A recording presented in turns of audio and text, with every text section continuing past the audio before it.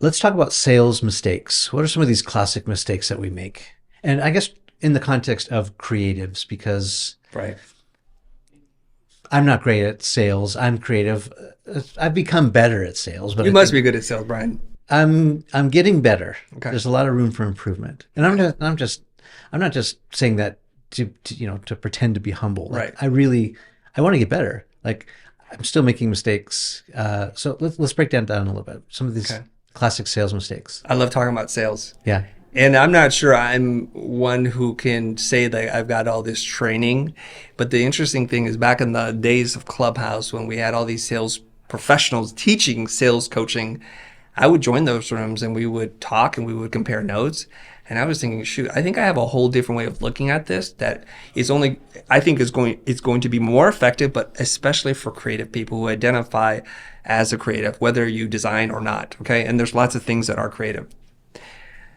There's a lot of examples out there of a very specific stereotypical salesperson who is usually extroverted, who's very charismatic. Like we imagine Leo DiCaprio in The Wolf of Wall Street, who could sell anything to anybody, as they say, right? Somebody's pen. Ice to ice Eskimos or something like that.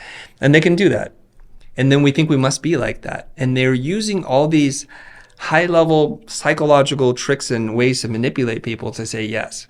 And they're usually almost always criminal in their behavior, at least the way it's portrayed in popular media. Yeah. And some of it's from the Dale Carnegie book too, right? Perhaps, right? And if you say like, well, we have a lot of examples of how not to do it, then we're going to have a knee-jerk reaction to like, I don't want to do it, I hate it.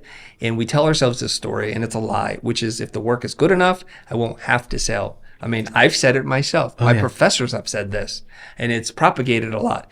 And people will often critique me whenever I talk about sales, like, no, it's because your work's not good. That's why, because if your work were better, you wouldn't have to do any of this stuff. And here's what I was taught by my former business coach and mentor.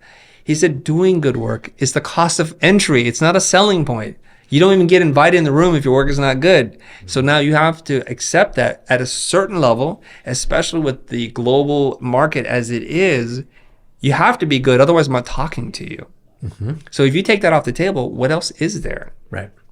Now we begin the art of learning how to talk to people, how to serve them. So I have a very simple framework that I've used to describe the concept to people. And then there's like a lot of nuance in between. So if we look at the word sales, let's break it down as an acronym. So I'll break it down first. So SALES, the S is for serve. And the A is for asking. The L is for listening. E is for empathize. And then the last S is to summarize. Notice there's no selling in this at all. I love that. Okay. So it is in order of importance because if your mindset is not to serve the person in front of you, then you're doing it for self-centered, self-motivated reasons, selfish reasons. And people can tell. We're so smart right now, right? Because we're pitched to all the time. Everywhere you go, you cannot turn anywhere on the internet and not be pitched something. So we have an averse response to being sold to. But if I sit there and think to myself, what does the person in front of me really want and need at this moment in time that's going to make a big impact on their business or their personal life? I just want to find out what that is. And if I can, I want to act as a fiduciary, even though we have no relationship. Like, what is the best thing for Brian to do with his business and his life? Not what is Brian interested in that can serve me. Yeah. Can I just say one thing? You're so spot on. I get reminded of it almost every day. I get pitched a lot, people asking me to do things. And I'm just blown away at how almost never people will say, what do you need? They'll just say, this is what I need. All the time. Brian, this is what I want you to do. Can you do this for me? Not once do they ask, what do you need?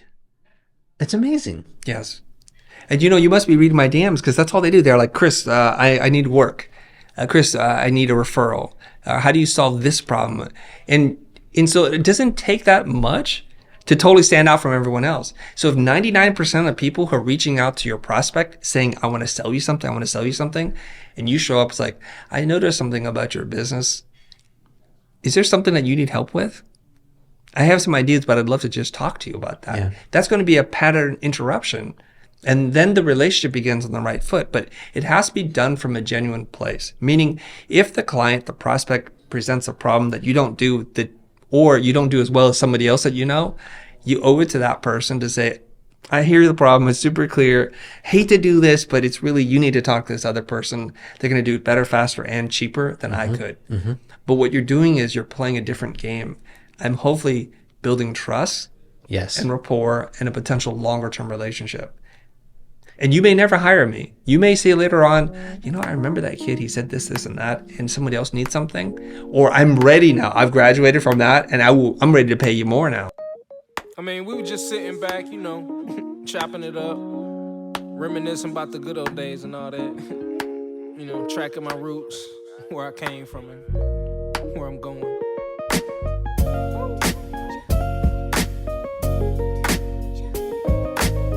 But like I say, man, always said it. It's not about the destination. Nope. It's all about the journey. Ain't nothing changed but the weather.